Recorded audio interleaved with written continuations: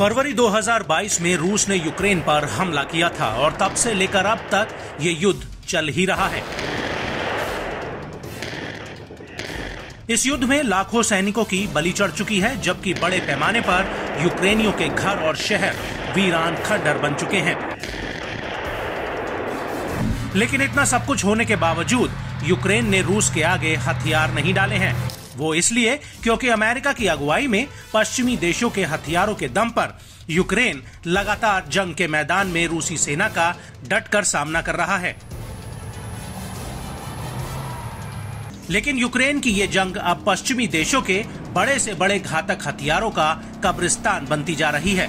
रूसी सेना ने यूक्रेन में पश्चिमी देशों के कई बड़े हथियारों को मिट्टी में मिला दिया है।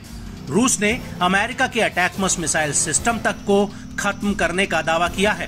एक रिपोर्ट के मुताबिक यूक्रेन में अमेरिका के 10 अरब डॉलर से ज्यादा के हथियार स्वाहा हो चुके हैं, जबकि पश्चिमी देशों द्वारा यूक्रेन को भेजे गए 20% हथियार नष्ट हो चुके हैं।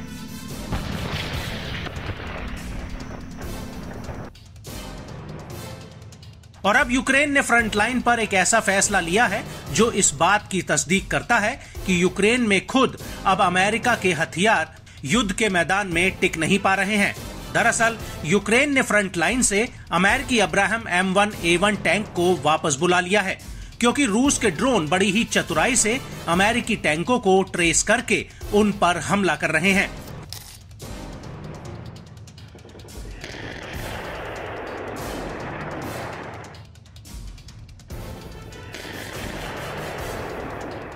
फ्रंटलाइन और उसके आसपास के इलाकों पर रूस के कई ड्रोन्स 24 घंटे मंडरा रहे हैं, जिससे इन टैंकों के लिए एक बड़ा खतरा पैदा हो गया है।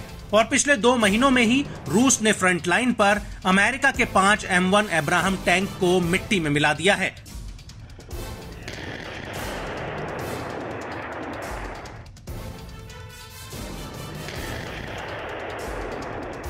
अमेरिका के एक अब्राहम टैंक की कीमत करीब 50 लाख से 90 लाख अमेरिकी डॉलर तक है, जबकि जिस ड्रोन से रूसी सेना इन्हें नष्ट कर रही है उनकी कीमत मात्र $30,000 है, जो बेहद ही सस्ते हैं।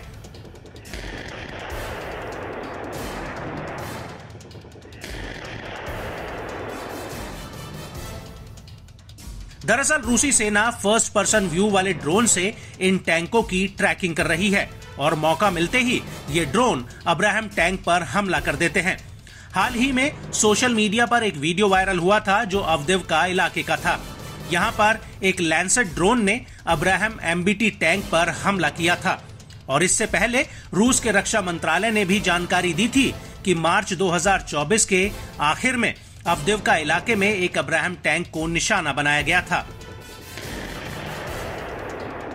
आपको बता दें कि रूस का कहना है कि 26 फरवरी 2024 को उसने सबसे पहले अमेरिका के अब्राहम टैंक को ड्रोन अटैक में नष्ट किया था।